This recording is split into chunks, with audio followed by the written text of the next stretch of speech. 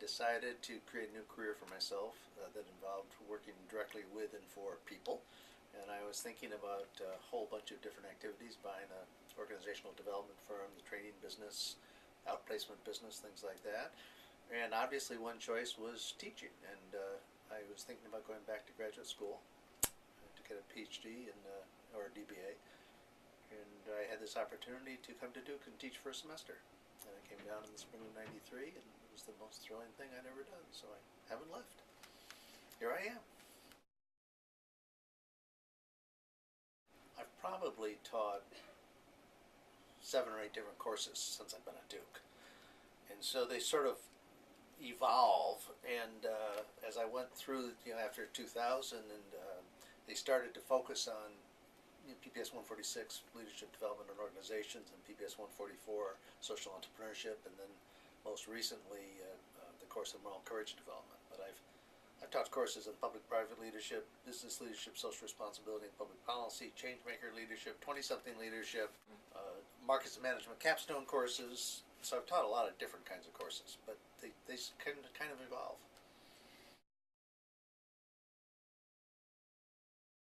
The co-curricular activities came out of my commitment to stay engaged in the lives of my students. So my students started looking for summer internships, and I knew them better than most other faculty members and knew what they'd be good at and could place them. And we started projects, and the projects needed work after the semester started. And then my students graduated, they became alumni, and they were stuck with me as alumni. So it all came out of my teaching and my commitment to my students, and vice versa, actually.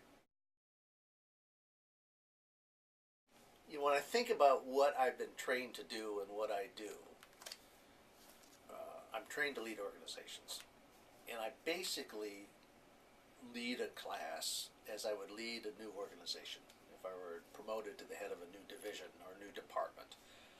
And there's some operative principles in leadership that I've believed in and practiced over 50 years almost now, which is kind of hard to believe. And so there's a concept of leadership that the leader can make something very good, but only the whole team can make it great. And you apply that to a classroom, only the students can make it a great class. Making a great class is beyond my control.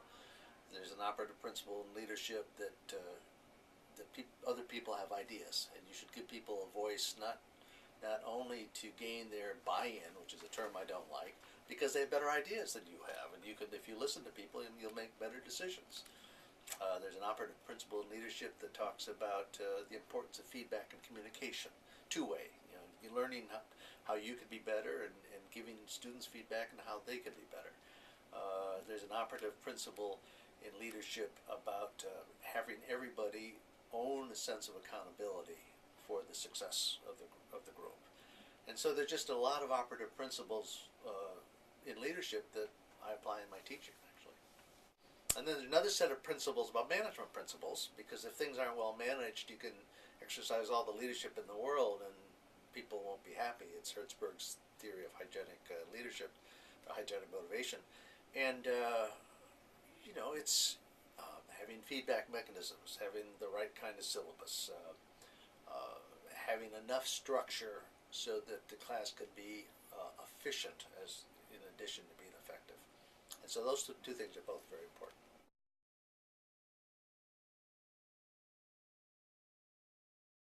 Tips I would give them would be very similar to the tips I would give my students about the course, and that is to be very clear-headed about the social change model.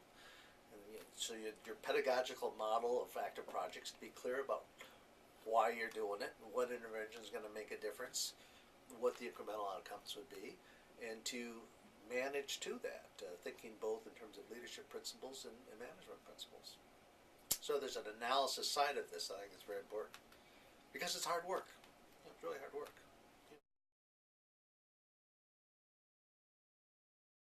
Well, I think there's two things. One is that maybe especially Duke students, but I think everybody in life, if they think there's something real, there's some real result, they'll be more engaged, and the literature would reinforce the importance of engagement to performance, and if there's performance to development, So there's no question about that. But the second thing is in the kind of work that I do in social entrepreneurship, but all projects, ideas are a dime a dozen.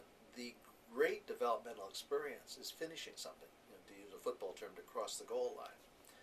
And by definition, students that aren't in the business of doing something with a real result, they're deprived of that opportunity to have that last developmental experience, and that's the pride and the satisfaction of actually implementing something.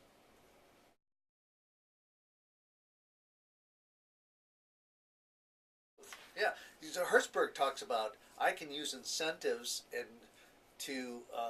charisma actually to cause movement, but motivation is something from the inside out.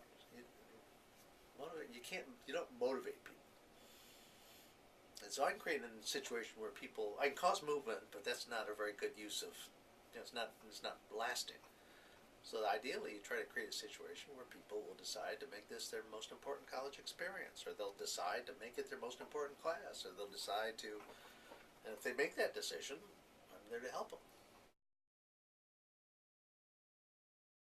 I've got a lot of examples of students where you could take, for example, a high-achieving student that doesn't have strong social values, and a student that has very strong social values but maybe doesn't have a high level of efficacy, and you put them together and they learn a lot from each other. And that certainly would be the case with, for example, Youth Build, Habitat for Humanity Youth Build, where you had a couple of high-achieving students and another student who had a very strong social conscience but did not see herself as a, quote, change agent, and they came out and they all developed in different ways from the experience. Because the idea is, if you think about efficacy, identity, and agency on a team, different students come into that team with different strengths, and they all can develop in at least one of those three areas.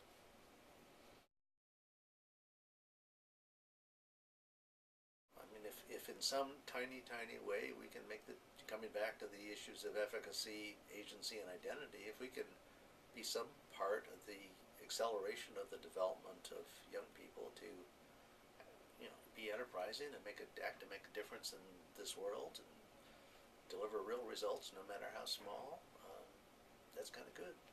They do it anyways. It's as you develop, but we're trying to accelerate it.